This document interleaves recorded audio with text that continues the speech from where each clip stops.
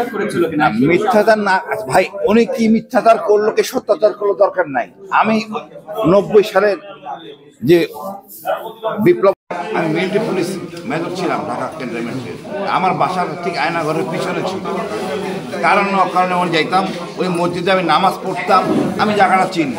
আমি আপনার 5 সাল ছিলাম চট্টগ্রাম র্যাবের, কারণে অকারণে ঢাকায় আসতাম। ওটা ছিল জয়েন্ট ইন্টারোগেশন সেল, অনেক জঙ্গি টঙ্গি নিয়ে ওখানে ইন্টারোগেশন করা হতো। ওই জায়গাটা একটা দৃশ্যমান ছিল, কিন্তু পরবর্তী থেকে ডেভেলপ করে এটাকে বন্দিশালা করা হয়েছে।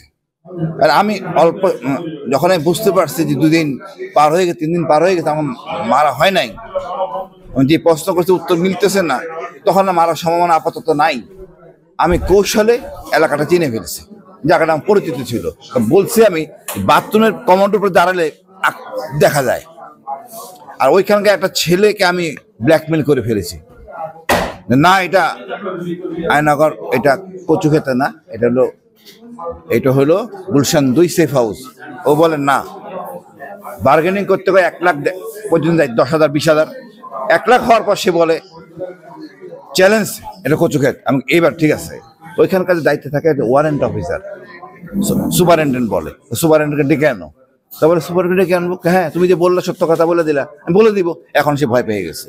ওখানে যারা ডিউটি করে সবাই সিভিলিয়ান এবং নট মোটিভেটেড। আমি তুমি চাকরির কোনো নথিপত্র আছে কার নাই, মানে এইভাবে তাদেরকে রাখা হয়তো বেশি বেতন দিয়ে সিভিলিয়ান ডিউটি করে। 4 জন করে একসাথে ডিউটি করে, দেখার 2টা ফ্লোর দেখার জন্য 2 জন ক্যামেরা ওই মনিটর দেখে, 1 জন রান্নার জন্য দেখে, 1 জন কমান্ডার থাকে।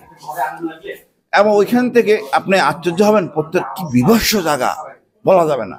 ওই ছেলে তখন বলে ফেলছে। তারপর ব্রিগেডিয়ার আদমির সাথে আমার যোগাযোগ ছিল, উনি প্রশ্ন করতেন, লিখে দিতেন, আমি উত্তর দিতাম, আমি যত করতাম, ও আমাদের মেসেঞ্জার হিসেবে কাজ করতো। এভরিথিং ওয়াজ ক্লিয়ার, কোন দিকে কি না কি। এরপরও আমি বের হয়ে আসার পরে ওই এলাকায় গেছি, এই টাকাটা যদি চিনা ছিল কোনো সমস্যা আছে কিনা, অ্যাবসলিউটলি ক্লিয়ার, কোনো মিথ্যা বলার অবকাশ নাই। ওনারা ওটাকে ভেঙে আবার ডেভেলপ করে যতলা করছেন। আমি কালকে কথা বলাতে বুঝলাম, বাট বন্দিশালা তো ঠিকই আছে। অনেক বলেন বাংলাদেশের প্রেক্ষাপটে এইরকম আয়নাঘর থাকার দরকার আছে কিনা? পৃথিবীতে কোথাও তো দরকার নাই আইনের শাসনে, তো আয়নাঘর থাকার দরকার নাই। আমাকে যে প্রথমবার গুম করলো, কেন দরকার ছিল? চাকরির অবস্থা ডাক দিলে আমি খুশি মনে আসতাম। গুম করে তো হ্যাডাম দেখানোর কোনো কারণ নাই। আপনি আইন মানেন না, আপনি নিজে জঙ্গি, আমি অন্যদের বলতেছেন জঙ্গি। আমি সারা জীবন জেএমবি দমন করলাম, জঙ্গি দমন করলাম, আমার বলেছে জঙ্গি, যেহেতু আমি ওনার সাথে কাজ করি নাই। এটা তো হতে পারে না। আমাদের দেশের বড় জঙ্গল শেখ হাসিনা নিজে, খুনি হাসিনা নিজে জঙ্গি। আইন তাকে মানতে হবে, যে আইন মানে না সে জঙ্গি, নিজের আইনে চলে।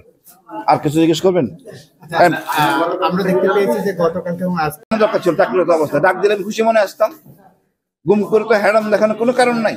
আপনি আইন মানেন না, আপনি নিজে জঙ্গি, আমি অন্যদের বলতেছেন জঙ্গি। আমি সারা জীবন জেএমবি দমন করলাম, জঙ্গি দমন করলাম, আমার বলেছে জঙ্গি, যেহেতু আমি ওনার সাথে কাজ করি নাই। এটা তো হতে পারে না। আমাদের দেশের বড় জঙ্গল শেখ হাসিনা নিজে, খুনি হাসিনা নিজে জঙ্গি। আইন তাকে মানতে হবে, যে আইন মানে না সে জঙ্গি, নিজের আইনে চলে। আর কিছু জিজ্ঞেস করবেন? আমরা দেখতে পেয়েছি যে গতকাল এবং আজকে 2 জন আয়নাঘর থেকে মুক্তি পেয়েছে। 2 জন না, আরো অনেক পাইছে হয়তো, বা আমরা জানি না। আরেকটু কথা আমি অ্যাড করতে চাই।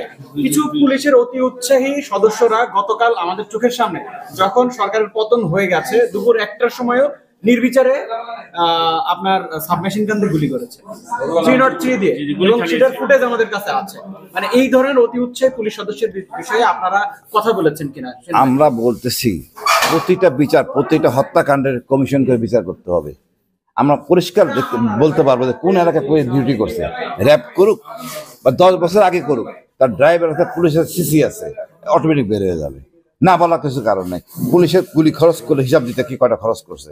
পুলিশ যদি এই সময় গুলি করে থাকে, অত ভুয়া গুলি করে ভয় আতঙ্কে বাঁচার জন্য, এই জিনিসটা আবার যদি এইম করে থাকে, আমাদের পুলিশের মধ্যে অনেক শত হাজার ভুয়া পুলিশ আছে বাইরের, এরা তো এক জায়গায় আছে, টিম হিসাবে আছে, এদেরকে ব্যবহার করতে সরকার, যার জন্য ঘটনাটি করছে। আপনারা বলতেছিলেন যে আমি তো মানে আমাদের হিন্দু সমাজ বা অন্য সংখ্যালঘু আমাদের গর্ব, আমরা এদের গুছিয়ে রাখবো, কিন্তু ওদের ওই যে ধর্মের সুবিধা নিয়ে এই অসৎ লোকগুলি পুলিশগুলি কাজগুলি করে সবারই বিতর্কে ফেলে দিয়েছে।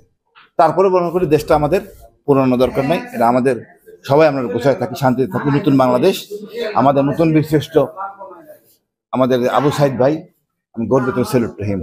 ধন্যবাদ ভাই। আরেকটা একটু প্রশ্ন করতে পারি? আজকে আপনাদের দাবি ছিল যে আয়নাঘরে যারা রয়েছেন সকলকে মুক্তি দিতে হবে, জাস্ট এই কথাটা একটু বলে দিন। আয়নাঘর না শুধু ভাই, আয়নাঘরের একটা সিম্বলিক, ডিবির কাছে, এনএস এর কাছে, বিভিন্ন জায়গায় লোক গুম আছে, এমনকি ভারতেও আছে, থাকতে পারে। মানে এমপি সালাউদ্দিনকে নিয়ে গেছে, অন্য কাউকে নিয়ে যায় না আমরা জানি না। আমাদের ইলিয়াস আলী ভাই সম্বন্ধে পরিষ্কার করতে হবে, ইলিয়াস আলী ভাই সম্বন্ধে পরিষ্কার করতে হবে, কোথায় সে কি হয়েছে, মানে বিচার করতে হবে। কিছু খারাপ কিছু হয়ে থাকে, যারা মারা গেছে বলতে হবে, অন্তত পরিবার জানে মারা গেছে, যারা ব্যাপার স্যাপার আছে, ধর্মীয় ব্যাপার স্যাপার আছে।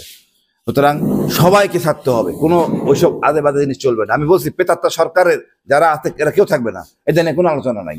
ধন্যবাদ।